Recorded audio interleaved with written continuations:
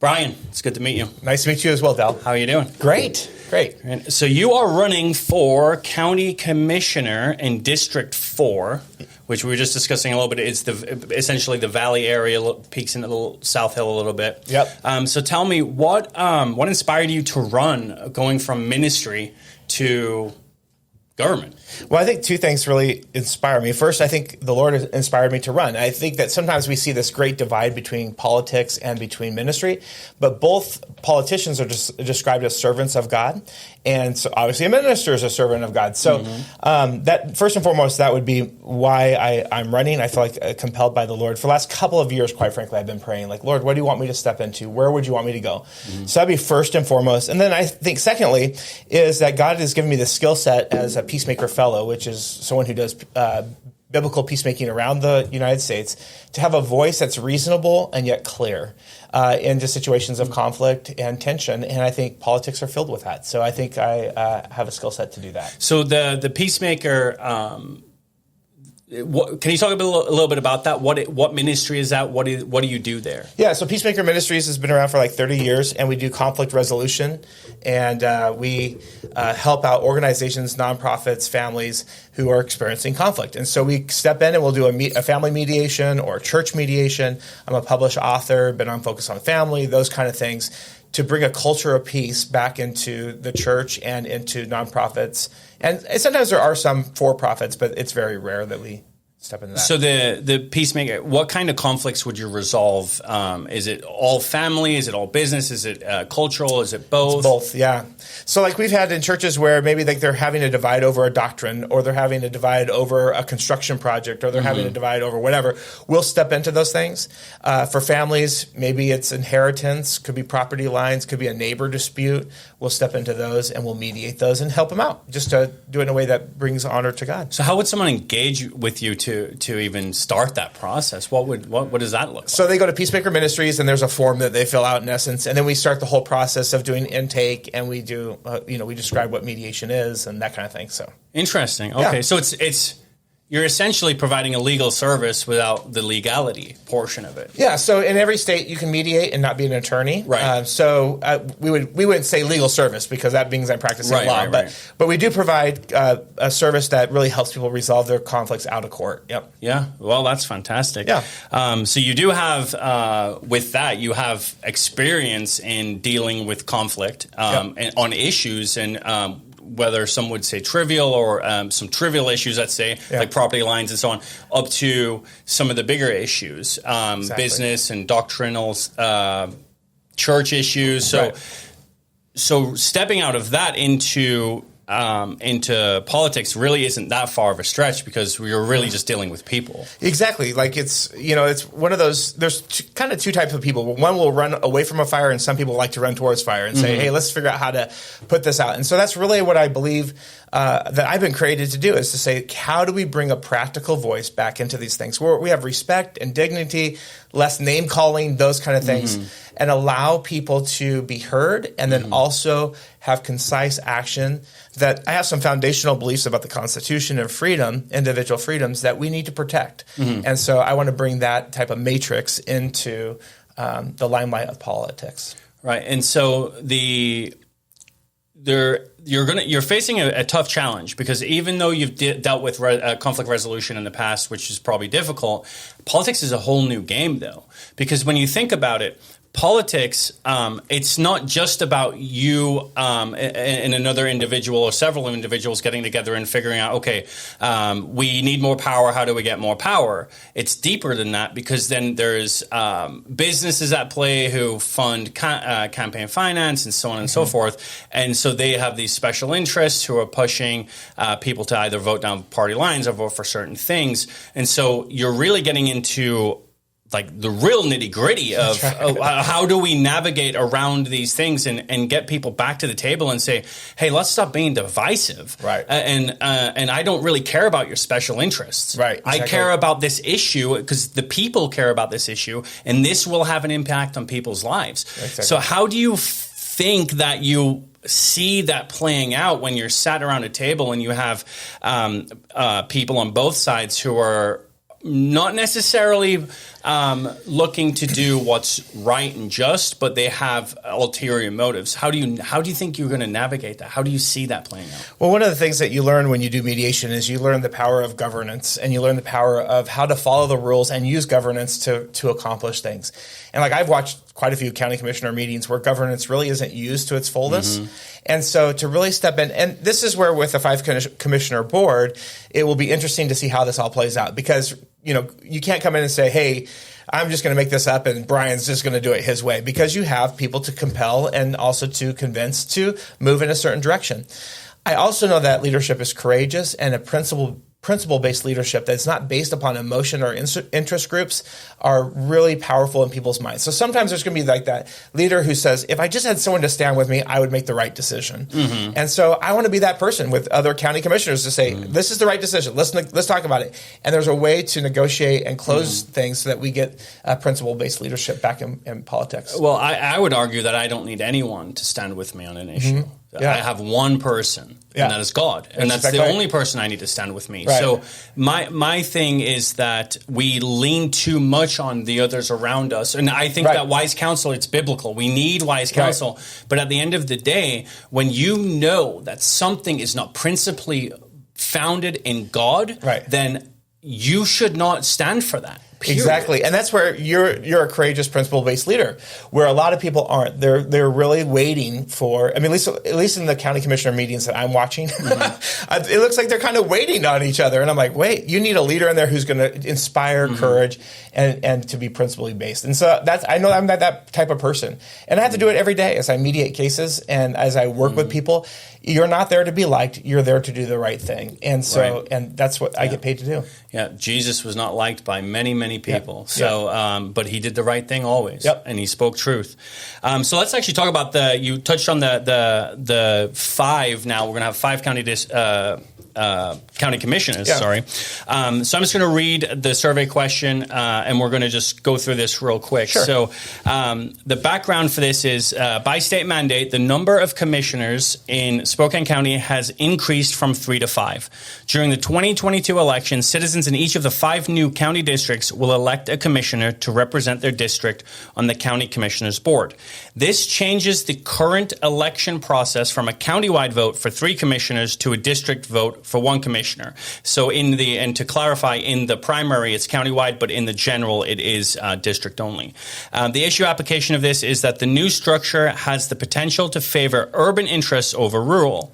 This tension is illustrated by what happened recently with HB 1812 in the state legislature. HB 1812 was a bill that controlled the placement of wind turbines and solar panels. State legislators from rural areas negotiated in good faith only to see their efforts undermined by Governor Jay Inslee's veto of bill elements that would give rural citizens a voice in how their lands are used. Thus, the state bureaucracy, based in Olympia, asserted power and control over eastern Washington lands. Our response is that the new voting configuration by individual district presents a major challenge in that all 5 county commissioners have a dual obligation and allegiance to their district and their electorate, and to the county as a whole, which is their elected position. And you responded 10 strongly agree. Yeah. So essentially, for those listening and watching, what happens is in the primary election, everyone gets a countywide vote, but then once it pushes to the general, everyone gets a vote only for their district. So if you're in District 1 and 2, you're essentially downtown, east-west. District 4 is Valley. I think, if my memory serves, District 5 is the northern part, and then the West Plains is District 3.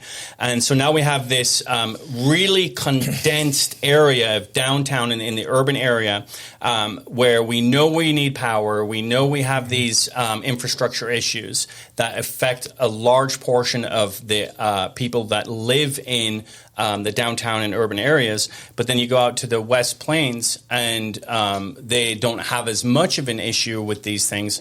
So the concern here is if you're in a district that has a need that you are elected only by the people within that district, then how do you serve those people and serve the entire county objectively without going against the vote of your constituents? Because you need those votes to be elected. Right. So how do you balance that and say, hey guys, I know we want X, but this isn't good for the county as a whole, and convince the constituency that this is not a good plan, whatever this may be. Right. Well, I think you kind of answered the question in the sense of you just talked about a principle. And so just like raising a family, there's sometimes in a family where you look at a situation where person A needs something and it affects the whole family. But you have to always do that with the whole family in mind, the whole county in mind. And so if you're principally based and you understand that positions are placed by God, not by, I know people vote and we have our responsibility, but ultimately God places positions, then you will show impartiality and no favoritism as you work within these things. So not that you get to maintain your power, but you operate your power in a way that brings honor and glory to God.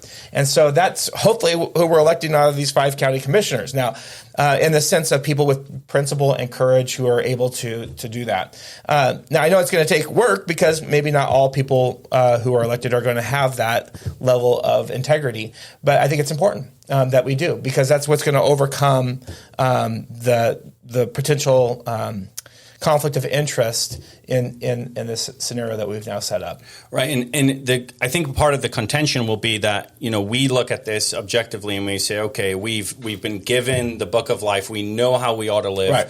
We know what the Lord says, how to treat people. We know what he says, how to live. We know what he says about living principally and so on. And you can take these and apply these values broadly. And a lot of people don't really, I think a lot of people struggle with how do I take my Christian principles, my Christian values that I hold dearly and that I truly fundamentally believe in, but how do I apply that to real world scenarios? But I think that we can and we should. Absolutely. And this is where there's also a pro to this 5 county commissioners, which when you have 3, if we really believe that God separates powers, and I believe he does, like he's entrusted to government certain elements, he's entrusted to the church certain elements, he's entrusted to the family certain elements, he divides it. Then this does divide it a little bit more, so there can't be a good old boys club or a good old women's club. That it really is dividing that out. The interesting part is what you've pointed out is that the district itself elects that county commissioner that then represents the whole thing. That is a nuance that we got to work through, and hopefully, again, like people will elect people who are leadership based upon principle. Yeah, and I think that therein lies just a huge struggle where you're going to be sitting on a city council with people who don't share your faith, don't share your belief system, and won't even prescribe to it, even if it is good for them. Right. They'll just say, well, I don't believe in that. Right. And it's, well, why, can you give me a good reason why? No, I just don't believe in it. And so how do you negotiate through situations where you have people who just won't agree just for the sake of disagreeing because they couldn't agree with you because you're a Christian? Yeah, and so that's where good governance comes. I mean, so how boards typically work and operate is someone makes a motion to bring something to the table. There's got to be a second. And so, they can kind of pigeonhole people out, right? They can force people out. And so you have to be able to work through that governance and know how to operate within a board. So that's how it's done. I've seen a lot of consensus-based leadership currently on the county commissioner boards, which it doesn't put people on record. It's not my favorite type of leadership, right? That they've been doing. But we would have to move towards that. And then the other part that you have that I haven't been seeing is where then if you're unable to accomplish the tasks that you're working on, is then you go to the pulpit or the bully pulpit and you begin to say, hey, this is what's happening behind the scenes. And we begin to inform the public so that they're more informed on who they've elected. And that's good. Actually, I was actually going to ask you that question. How are you going to inform people when something that is wrong principally and that is being done behind closed doors in secret? How are you going to inform those people, get that word out? Yeah, so I have not a huge base, but I'm building a larger base through websites, Facebook, all the social medias that we have, and so that we can inform people of what is happening in our county. I was meeting with some farmers last week down south of us here and in Valley Ford, and as I was talking to them, they didn't even realize, they're like, I didn't realize this is what county commissioner does. I didn't realize they sit on these boards that are affecting my life, And as we start talking through it, they're like, you know what, the county commissioner is there to be your voice in those situations and to represent you. Right. In those situations. And so they're like, oh, so there's some educational parts to it. There's some, there's some just transparency that you want to share with the public that's there. And I think it needs to be in a way that, again, that it's clear but palatable, right? And I think that's where the Republican Party maybe has struggled for a little bit, is where we've made it almost unpalatable or impalatable, or I don't know how to say that, but you know what I'm saying? So how do you make it palatable, but it's got to be abundantly clear and 100% honest. Right. So, I think that we would use the resources that we have to make that those issues known. Right. And so let's talk about the party platform for a second. And this is kind of a little off topic about what we're talking about, but it's an issue because there are a lot of Republicans who will just vote down party lines to secure funding, to secure special interest monies. This happens on both sides of the aisle. Yeah, it's not just a Republican issue, but a party, to me, we were warned, first and foremost. Let's preface this with, we were warned by George Washington that the two-party system would plague us, and it has. And that was very early in our nation. Right. We were warned about the two-party system. And now here we are a couple hundred years later, and we are seeing that unfold. I mean, our founding fathers were inherently more wise, I think, than most of us give them credit for. Right. And so how do you get away from the voting down party lines? I don't know that it's necessarily as big an issue at your level, at the commissioner level, for the county commissioner, but I think it will creep up. I think there's going to be, some pressure to do that. Well, here's the thing that I was raised in Yakima on a farm, and I was always taught you just do the right thing to do the right thing, right? So it comes down to, it's not about being liked. It's not about, it's not about having everyone talk well of you. And you also don't do those things that encourage people to talk poorly of you, obviously, as well. But to really step back and say, what is the right thing? How do I represent the entire county? How do I represent the people that we have moving through that we're serving? And it is an act of service to them. And I think that's where we've reversed it. So party lines, if there's an alignment, I like to I've told many of my employees, like, I don't have anyone's back. I have the back of truth. And so, because even in workplaces, we can get like, I got your back. Well, that insinuates I'm going to alter the truth or give you favoritism at the expense of doing what's right. And I'm like, I just don't have that. Yeah. Well, and I feel like the truth has your back. Right. Exactly. Because when you stand for truth, then the truth will prevail. It might not prevail immediately. Right. And this is what people don't understand is lies are always exposed. Over time. I don't know if you're familiar with Jordan Peterson, but he's talked about this, and he said in his 30-odd years of clinical practice that he has never seen one person get away with one thing ever. And he explains that you do something, right? So let's say you cheat on your spouse, okay, and then 3, 4, 5 years later, you've forgotten about it, but then something happens and it gets exposed, and you're like, well, how did this happen? And when he starts working down with his clients, he starts working backwards. And it all points back to, obviously, the initial act. But all these other things lead up to that, right? And so he said unequivocally, you don't get away with anything. Not one thing you will be able to hide from your spouse or the Lord especially, but your spouse or people around you. It will at some point be exposed. And I think that the Bible teaches this. God will expose everything. A lot of times in 1 John, people don't realize it says that we are in the light as he is in the light, and we have fellowship with one another. And we think of that as fellowship with God, but it's really with each other. And so that each other idea is that, and this is going to what you're saying, is that we begin to understand that when things are brought into the light, clarity comes, the truth comes into those things. Now, there may be things we have to negotiate. There may be things that we have to, go through, but it can't be your core principles or truth. We can't negotiate those things. And those things that we have to negotiate, and, we have to be public with those so that people understand why or, what was the motivator for making that decision to negotiate that. Right. And one of the big things that we can't negotiate on is life. Right. I mean, I think we're abundantly clear. The Bible's abundantly clear about our position that we should be taking as Christians on life. And that brings us to the next issue that I wanted to bring up to you that you had responded to on the survey. So we're going to question 4 life on the survey, and our statement is that God created man in his image. The duty of civil government is the protection of innocent human life from conception until natural death.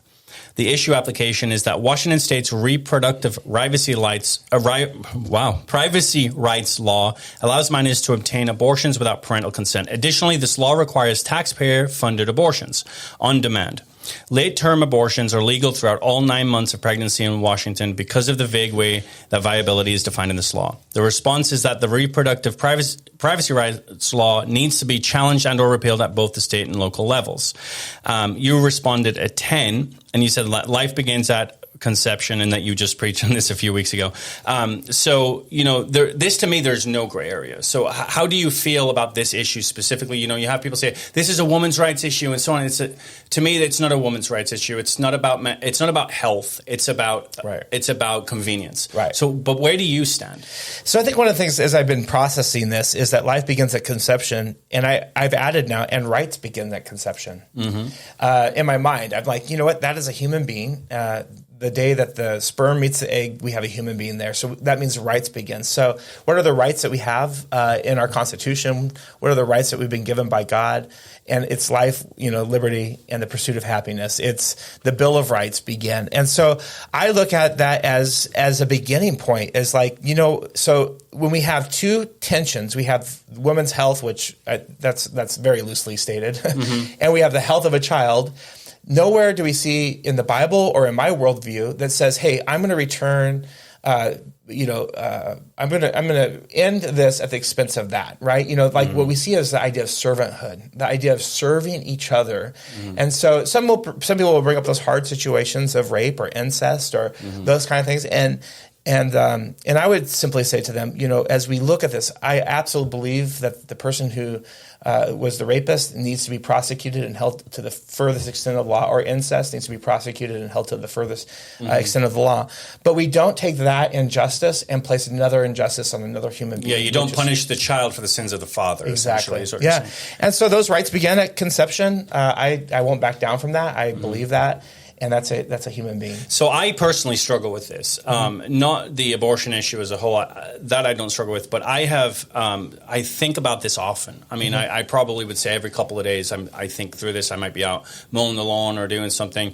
And I'm just like really thinking through this issue. Because it is a tough issue when you take into account incest, rape, and so on. Now, I firmly believe that you don't justify 99% of the abortions for the less than 1% in the cases of rape and incest and so on. Now, I've gone to the Lord many times with this and been conflicted, and sometimes I'm in complete agreement with you, and other times I'm like, yeah, but I mean, how hard is that for that lady or that woman or that child even, where they were just raped and they've been going through this turmoil of incest, and then it comes out and they're healing from that, and then 2 months later they find out, oh gosh, I'm pregnant. Mm-hmm. So now you're adding another thing to that, and I go back and forth because I'm like, man, it's not even we as men, but just it's incomprehensible to mm-hmm. anyone who hasn't went through it, man or woman, how to truly fundamentally understand how that person feels,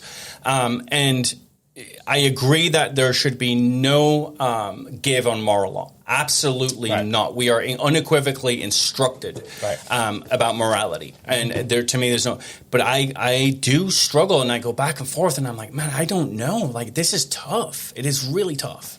Yeah, in chapter, I think, 14 of the last book I wrote, it talks about at your greatest point of injustice is your greatest opportunity to be like Christ. Mm-hmm. And when a woman is unjust or has injustice of rape or incest, and I'm not, some people say, well, that's a guy, he should be saying this, he doesn't have the right to say. Well, I'm not the one who wrote it. So it's not me saying this. That spot where she's at, I don't discount her feelings, her emotions, or anything that mm-hmm. she's going through or the pain that she's suffering with. I do know that at that moment, she is most like Christ. When she carries that mm-hmm. child and she she maybe trusts that child to another family to raise through adoption. I do think the adoption laws need to be made incredibly easier, by the way, right, and less expensive, But I think that she needs to know that. And then there's the eternal perspective. There's something called the Bema seat of Christ, where we are awarded as followers of Christ for being obedient in our injustices. So there's an eternal award that she will have by honoring God through that tough thing. And I know this. I know God can feel and understand every pain that she's feeling and understands each one. And sometimes we want our justice now, but that shouldn't be at the expense of a child. Yeah. And it is a tough one. And it's something I just go back and forth on. And I almost bring this up with every candidate that I interview, because I love to hear other people's perspectives. I want my mind to be changed. If you can challenge me enough and tell me, like, hey, here's how you ought to look at this, then I'm open to that dialogue. And this is such a hard issue, especially now with the overturning of Roe v. Wade, right? And the power being put back to the states and given back to the people. That this is now even more. Well, it's always been a huge issue, a huge moral issue, but even now, we the people need to get together and say, we are going to vote for people and put people in positions that can legislate this issue for life without compromise. And, we have other laws in the book that they're not exactly the same, but they're similar to this. For instance, if someone murders their brother or something, that person, the sister, whoever, doesn't have the right to go murder the murderer. Right? So we have these laws that says that God has entrusted justice to the government to make sure that it's fair and balanced for everyone, and that we can't just take it into our own hands. Now, I know that they have argued for decades that it's not a life, and I just strongly disagree with that it is a life. And so that's everything that makes you who you are scientifically is encoded into your DNA the moment that sperm meets that egg. That's right. That's scientifically provable. Exactly right. And so it doesn't matter if the heart beats first at 6 weeks. It doesn't matter. What matters is that everything that makes Brian Noble, happens the minute that sperm hits that egg. Right. The egg isn't even in the womb yet. It's still making its way down through the fallopian tube. But you are Brian Noble. That's right. Everything is there already. Right. And so, again, it is a tough one, because it is hard to navigate through that. And I would agree with you that it is. I would agree with you. Yeah, it is the moment where you step up in your uncertainty and in your pain, and you lean on Christ. And that just gives me a moment to pause and really reflect on that, because it is such a hard issue. It is. But again, justifying abortion for convenience for less than 1% of the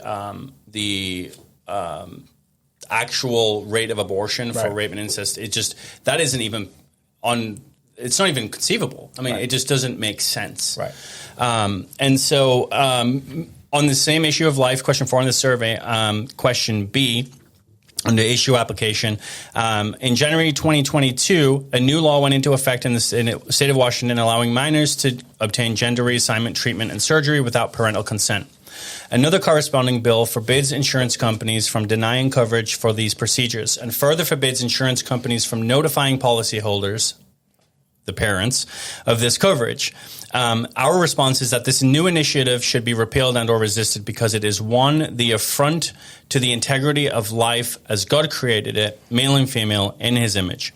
And you responded, 10 strongly agree. And you commented here, God created male and female. The plumbing that a person has is the plumbing a person is.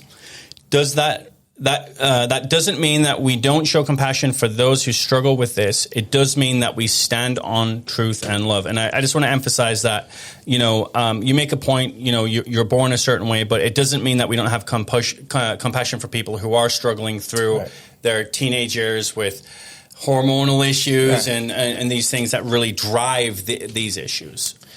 Yeah. So I think one of the things that we've done is we've gone to the point where we've placed emotions as the primary indicator of truth. Instead, if we were to look into any biological male or biological female, biologically, their DNA says that they're male or female, right? I mean, scientifically, they say they're male and female. And what we've now said is that emotions trump all that. So now it's what I feel. And I tell people this, I've said this publicly. When I was 12, I started I started struggling with same-sex attraction. I started an alcohol problem. I started all these things. And I try to cover that up with alcohol. Mm-hmm. And I came to the point in my life, of course, I've been married 25 years now, and I came to the point where I said, you know what? God has created me the way that I am. And as I look at it, it's not an emotion or a thought or a desire that I have, whether, and those desires have changed over the years, mm-hmm. But whether it be adultery or whether it be anything else, those things fly through your mind, and you have to take those thoughts captive mm-hmm. and make them obedient to who God's created you to be. And so I look at this, I have great compassion on those who mm-hmm. Struggle with those areas. They wouldn't even like that I use the word struggle, right? They don't like that because of where they are emotionally. But I would say, the biggest evidence that we have is the plumbing that God's given us.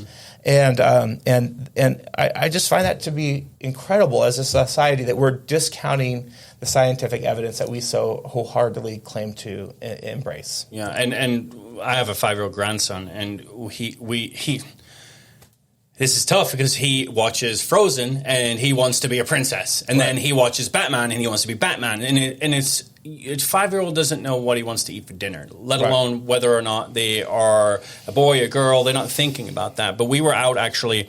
We were buying some shoes, and we were just sitting, and he said, "I want to be a girl." And right in that moment, I thought, "Hold up! This is more than just outside of TV. This is more outside and Frozen and these fantasy." So right there in the store, I got on my knees and I held his hand and I said, "Cain, you can be anything you want to be, but you will never be a girl." Right. God didn't make you that way. You're a boy. Right. That is who you are. That is what you are. You are a boy, and you can't argue science.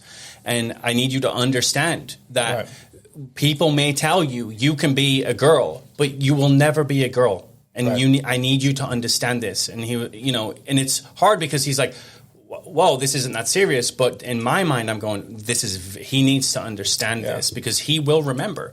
Children do remember these things. Mm-hmm. And so, and that, on these issues, I went through puberty very late in life. I was teased relentlessly at school for that. Mm-hmm. I was put down. I was called every name growing up, and that all contributed, right? Social mm-hmm. things contributed to it. And I now know that as a mature adult, and this is why we have to be careful in these decision-making processes because mm-hmm. I would say even into my 30s, when I probably about 30, that's when it's like, it really hit me. I'm a man, I'm this, I'm that. Mm-hmm. And all the voices of locker rooms and all that began to go out of my brain, right? But it took a long time for that to happen. Mm-hmm. And to embrace that too early on doesn't give us the point of, as humans, to be able to mature to what God has created. Kids need to be kids. It's right. Kids aren't worried about gender, race, or any of these things. These are taught and learned expressions by parents and adults mm-hmm. that have an agenda. Right. And the big problem, so when we're talking about this issue specifically, is that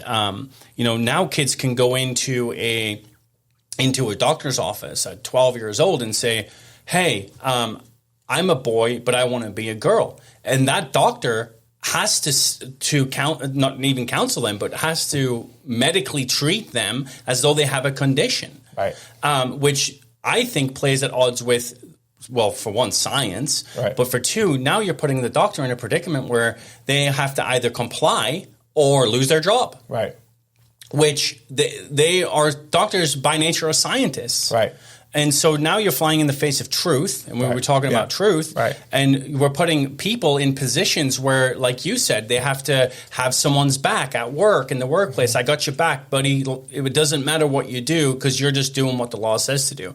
And I think we need to take a stand, and I pray mm-hmm. that doctors are willing to take a stand on these issues because this is a mental health issue to me. I see this as children need counseling. Yes, they need good counsel. And we've been treating gender dysphoria for decades mm-hmm. and decades. There's literature upon literature about this, about it being a mental health issue. Mm-hmm. And with the right help, people can be helped. Yeah. But now we're saying, but no, he is what he is because that's what he says he is. Therefore, now he's a girl. Mm-hmm. that it isn't logical. It's not scientific. Yeah, and I think there's one more pressure that we're discounting on this is that we've created a society of oppressed and oppressors. And what that means is now, if I'm a white boy, the only way that I can get out of that oppressor mode is to become something unique. And so we're not looking into the social pressure of that. So I firmly believe that there's a lot of people who say, well, I don't want to be this. I don't want to be an oppressor. So then they take extreme action to not become that. And that means I got to be transgender. I got to be gay. I got to be something other than what God's created me to be. And so that pressure, we're not thinking through this in a holistic approach. And I want to remind one thing I think is really important. As a county commissioner, my job is to be fair and show impartiality to all people, regardless of their sexual orientation.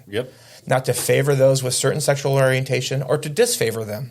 And I will do that because why? I have the biblical principle to do that. I have the foundation. I'm going to treat everyone fairly with decency and with respect. And so I think that that's including adulterers or fornicators or people, whatever the sexual sin it might be. I'm supposed to be respectful to everyone I come in contact with. And so I think that's really important. I also think it's important that when we think about our society, though, to speak truth in a compassionate, clear way is important because the suicide rate around amongst transgender is off the charts. And it doesn't change after surgery. It doesn't puberty change blockers or anything like that. It doesn't change. And people are ignoring these studies. But we get told that we are wrong because we just don't believe what they say to be true. And yet we're going to the evidence and saying, hey, we have evidence. We're using what you claim to be as a science-believing folk. We're using science to back up our position. But then you discount it and say, well, that's not true. Well, why is it not true? Because you said so? Emotional science is what we move to. Correct. So, and I also want to say that I don't discount the fact that a transgender man doesn't feel transgender things. I mean, there's emotions there, but we have to come back to the truth is our emotions, what we feel, the primary source, or our pleasures. In the Bible, if you're looking it up, it's licentiousness, right? If that is the primary thing that motivates us, I've been working on eating less carbs, right? I mean, I've been working on, there's lots of things I work on. My emotions will say, eat the chips. But my principle says, hey, let's reduce carbs, right? So we have these things all the time. It's not like and we've overemphasized our sexuality. I'm sorry, I get passionate about this. I'm listening. We overemphasize our sexuality as if that's the only thing. But the fact is, we look at it, and whether it's our diet, whether it's our exercise, whether it's our work ethic, all the different areas of our life, we're looking at those things both through multiple lenses: the facts, the emotions, the desires, the thoughts, and we start telling ourselves a repeated story. And I tell people all the time, you can either say the God story in your head or the Creator story, however you want to say that, the biblical story in your head, what God says about you, or you can believe all those things. I thought about robbing a bank one day. Didn't mean I did it, right? But it went through my head, hey, I could rob that. So we have all these kind of thoughts. And so we have to take them, we've got to take them captive. And the Bible says to forbid yourself. Right. And that's really what you ought to do when you look at something. So I heard a great argument that we don't need to know God to know right and wrong. It's written on the 10 Commandments are written on our heart. We know what's right and wrong, and that's why you have guilt, shame, and so on. I experienced guilt, shame, regret before I was a Christian. Right. And I would, even years after something had happened, I got into a fight with a guy once, and I hurt him pretty bad, and I cut his ear pretty bad. And years later, I thought, you know what, that wasn't good. Right. And I had regret and remorse. Right. Years later, he and I had already reconciled. Right. But even after he and I had reconciled and we moved on from that, I was convicted, but at the time I wasn't a believer. I didn't even know Christ. Right. But I still had that remorse, the shame, the regret, we don't need to know God to know what's right and wrong. And I think that people just ignore what's right. Well, it's clear that the scriptures say that we suppress the truth that God shows us in unrighteousness. We hold it down. And this is not just unbelievers. It's all of us. We all have a tendency to hold down the truth, to, when I have this mark on my weight, I don't know, I'll just pick it up. When I hit 200 pounds, I suppress the truth that it was not my eating habits that got me to over 200 pounds, right? I suppress it, and I'm like, no, I got to allow that truth. That's just the fact. That's my weight. And so now am I going to do something about it? Am I going to get myself back down, to below 190? That's where I always try to stay. And so I think that and not to make sexual things as light as weight. That's not my aim here. But I'm just simply saying is that we hold those things down. And it's interesting when you look at that, and this is that principle-based leadership, because that which is true, God has revealed to us. Mm-hmm. And so we know these things. And it's not that we have to, the cure to shame is not just perfect living, because none of us can be perfect. Mm-mm. The cure to shame, is simply Jesus Christ. And he comes in and he pays that price for us. Yep. Repentance and then grace is the other two things. Yep. So actually, this is a good point. So you said that you wouldn't... you have to serve all people in that constituency, and you have to make sure that you are fair across the board with everyone, regardless of faith and so on. Right. The city council just passed in the budget. They just put into a budget a $300,000 painting for the LGBTQ community downtown. And my thought is, where's my $300K mural of Jesus? Right. So how do you balance that, where you want to support a group of people and try to help them, or however you see that be? But if I can tell you right now, and I would stand on this, that if I went to the city council and said, I want $300,000 to paint a mural of Jesus on a building downtown, give me the $300,000, they would unequivocally say no. Right. So how is that fair, and how do you stand against these things? And again, I think this comes back to bully pulpit and so on, and Revelation.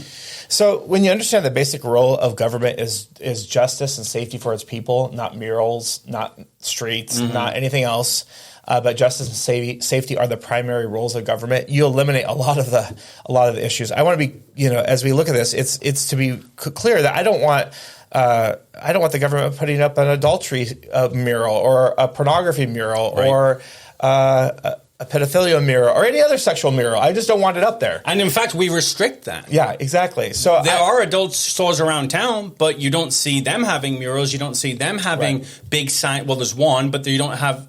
It's not outward, right? Because the law has restricted these things, right? And to be really clear, is I don't really think it's the government's job to put.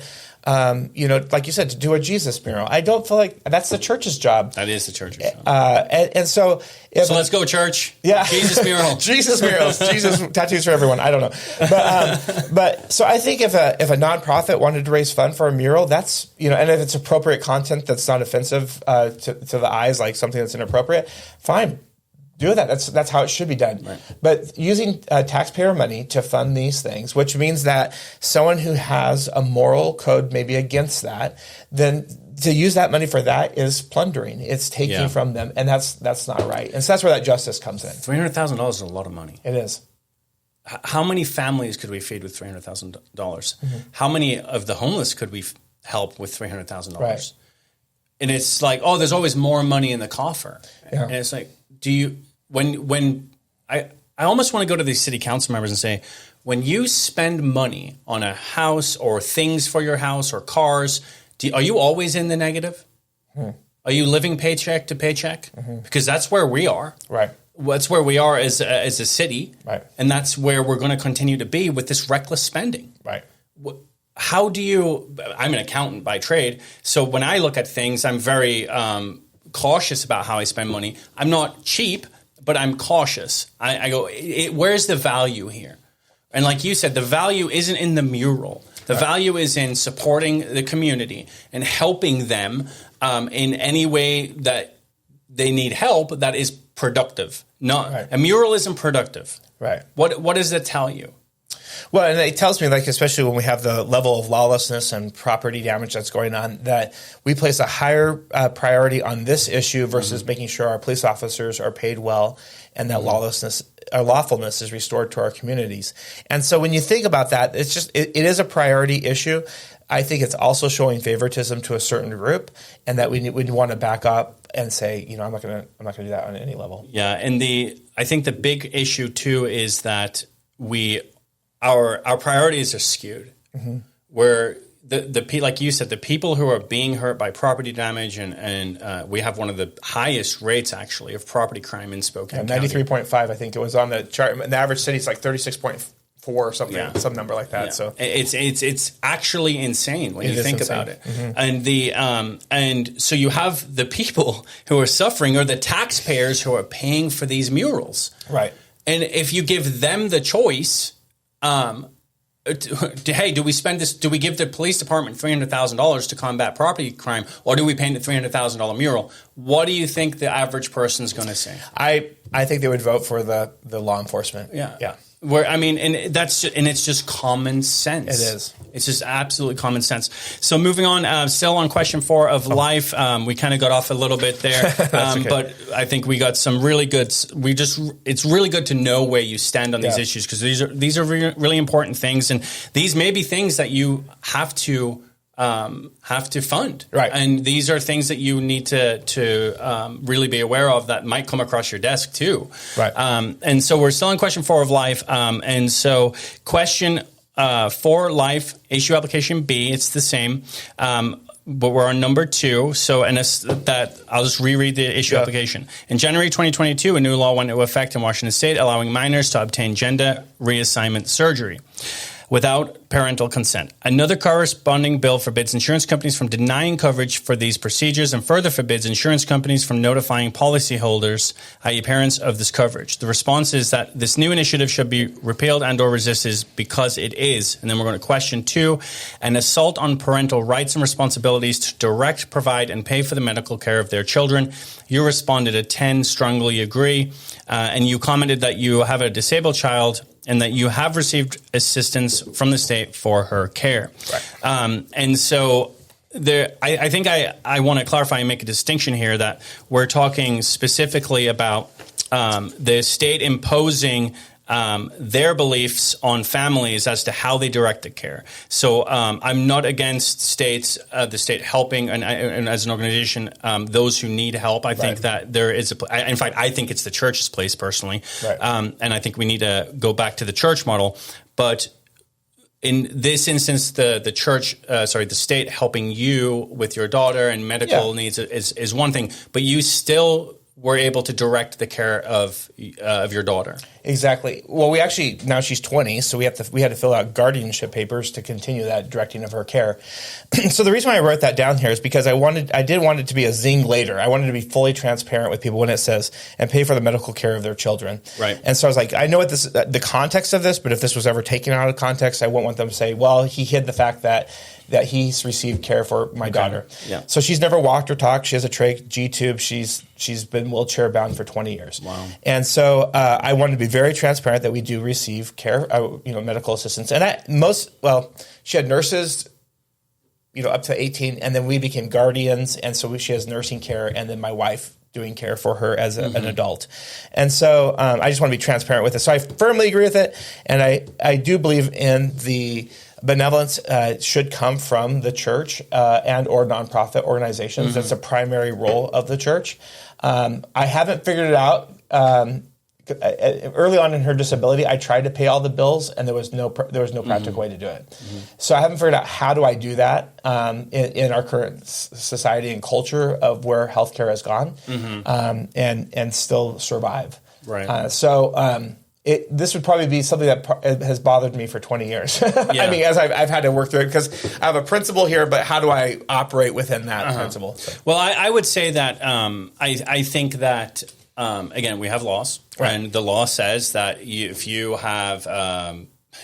qualify, you qualify. If you don't, you don't. Right. And so you qualify. Right. So I think that I don't have a problem with, and I think most people and most even Christians don't have a problem with the state stepping in circumstances where people are struggling and being able to assist. Right. This is specifically regarding right. The issue with the transgender and so on. Right. and the parents being able to direct the healthcare of that child, because that child may say, I'm a boy and I want to be a girl, and therefore now let's do surgery. But the parents might go, oh, hold on a second. Like yesterday he thought he was Batman. Right. And today he thinks he's a girl. Surgery isn't the right thing. He needs a couple of years to mature out of this. Yeah. And they're cherry picking, because I will tell you, with my disabled daughter, when she turned 18, we went to the doctor with her, which she's nonverbal, right? She doesn't talk. And they said, no, you can't direct care because you're not a guardian. So we had to go get guardian paperwork in order to direct her care in that. So even though you have 18 years of provable evidence. Yeah. So it's like, which is fine. I mean, we did it. We did all the paperwork. We do the paperwork annually. It's kind of almost to the point of insulting. I'll just tell you that. But we do it because we don't want the state to become her guardian. So I find it cherry picking that to a minor that the parents are removed from that on sexual issues and or abortion, if we're quite frank. But for other issues like disabilities, like Rett syndrome, they're like, oh no, the parents are in charge, and then we're gonna kind of penalize the parent when they're an adult. So it's kind of two sides of that equation, and and we are cherry picking this because there's an agenda based on this, as far as I'm concerned. There is an agenda, absolutely, and it's not a scientifically based agenda. It's not even a medically based agenda. Right. It's a social agenda. Social, yeah. I would agree. Purely social. And the danger here is that a child goes and starts taking hormone blockers, and then the parent has no idea and finds out 5, 6, 7 years later, and the parent then goes, well, what did I do wrong? Right. Where did I go wrong? And I think parents punish themselves enough. Right. Especially when you think you've tried all you can and you have tried all you can. I say think, but parents, I think, really do try their best. Right. For most parents, try their best to really give their child the best life possible for them. And that might be different for everyone. Right. That's right. People who are wealthy can give their children a lot more stuff or whatever than people who aren't. And, some people who aren't look to that and go, I wish I had, instead of being thankful for what they have, and that's their children. Right. But the point being that we all can provide differently for those around us, and it's being able to steward that. And this bill takes away the right to steward that. Right, exactly right. And that's where I think when we have the state parent our children, we're in a very bad spot. Parents typically, I know there's abuse situations. I was a sheriff's chaplain for a lot of years in Bonner County. Parents typically do a good job of raising their kids. And so, I mean, there's always the exception. There is such thing as child abuse, those kind of things. And in those situations, for justice sake, we do step in. But in this situation, I think parents are the best mentor. Parents are the best one to lead their kids in these areas of sexuality. And I just think that it's, I didn't have the best childhood. I came from a broken home. My mom struggled with depression her whole life. I mean, she would disappear for days on end, and my sister would take care of me. And at one point we had to go to our neighbors just for cereal because we didn't have cereal. I don't have an ounce of privilege in me, but it taught me a lot. About who I want to be.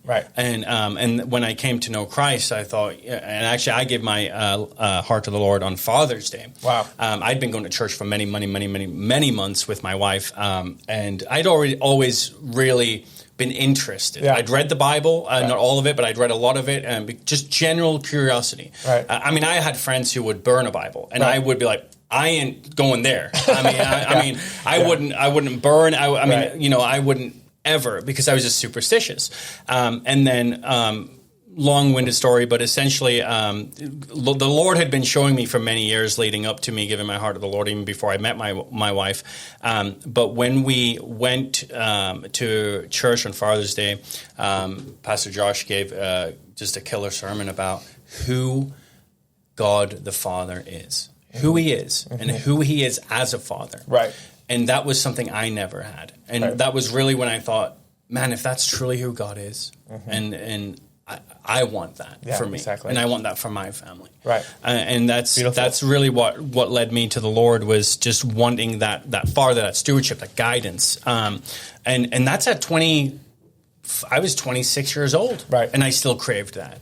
So children need that from their parents at 12, 13, 14, when they are now going to the state and they're giving the state has the power now to direct that care for the children and taking it from the parents when that child really just needs the parents to be the ones that say, I'm your father, I'm your mother, and this is not right. This is not good for you. And you might not trust me right here and now, but you will see down the road why. Yeah. And I think that people who have had this conflict have resolved that over time, or it's resolved itself over time. Exactly. I was just going through something, and it wasn't like you were just going through something. You had these outward things, these outward social pressures pushing on you and on you. When I think with that, I think one of the things that as we look at moving forward with parenting, our culture has set up kind of a 3-tier system to progression of people. What I mean by that is we have childhood, we have teenage, and we have adults. And I think the Jewish system is much better in setting in our sexuality, that we go from being a boy to being a man, from being a girl to being a woman. And we don't have this rebellious in-between thing. I know that there's 13, and that's a number. But, to say that, hey, there's teenagers. I really believe, like, when raising my boys, and even my daughter, she's nonverbal, but is at a young age, right around the age of puberty, saying, I want you to know that you're a man now. And to help them take that journey, a young man, but that journey into being a man or a woman is so helpful because they don't go to this rebellious teenage, live however you want. And so to embrace it, we actually do a family ring where we say, you're a man of God now, and you're moving into that. And I guess also what that does is from a mental perspective, there's an expectation that when you become a man, you act a certain way, you have responsibility, you start to lead. That's right. And for a woman, the same, but in other ways. And so, because we have gender roles, which were given to us by God. But so I would agree with that. I think that it's important that, hey, when you hit a certain age, there's an expectation that you'll be productive. That's right. And a productive member of society, a productive Christian, and that there are expectations of you. Yeah. The Bible's full of expectations. Yeah. We may never really live up to that standard of what Jesus gave for us, but there's an expectation that we ought to try. So we've raised a culture of like discovering yourself. And if we really came to the point where we take a lot of stress off of our kids and say, I just want you to know you're a man of God and you're a woman of God, and that you can walk in that. And that discovering of ourselves, sure, we're going to discover our talents, what we're good at, or our abilities. I'm not talking about that. But the foundation of who we are as a person, the foundation that it seems pretty obvious, but it really removes a lot of stress. I mean, I think parents nowadays are putting so much stress upon their kids because they keep it a question mark the whole time. Mm-hmm. And to remove that and just say, listen, you went from being a boy to being a man, a girl to being a woman. Mm-hmm. Welcome. And it doesn't matter if you're good about it history. It doesn't matter if you're good about it math. Or you like to write poems, or you like to write songs, or you like to play basketball, or those are all things it doesn't make you talents. It doesn't make you one thing or another. Right. You're still a man. You're still a woman. Right. And God is still your creator. Yeah. Those things are fundamentally true. Exactly right. Wow. I can talk on that for a long time. Yeah, it's fantastic. Well, Brian, I think we will wrap up here. Why don't you just let people know where they can find you? How do they get in contact with you? And really just thank you for coming on. It was fantastic. You're welcome. Yeah, it was great to be on. So you can go to electnoble.com, and my number is 509-904-9270. That's our campaign number, and so they can give me a call there. On the Elect Noble, we do have a place that you can fill out a little survey, like what are your concerns in the county, and we would love to hear from you of those concerns. And then I have my 8 positions on governance, politics, political views. You can mark your area and then contrast, and it just creates a dialogue on there. Wow, okay, awesome. So it is electnoble.com. Yeah. All right, thank you. Thank you so much.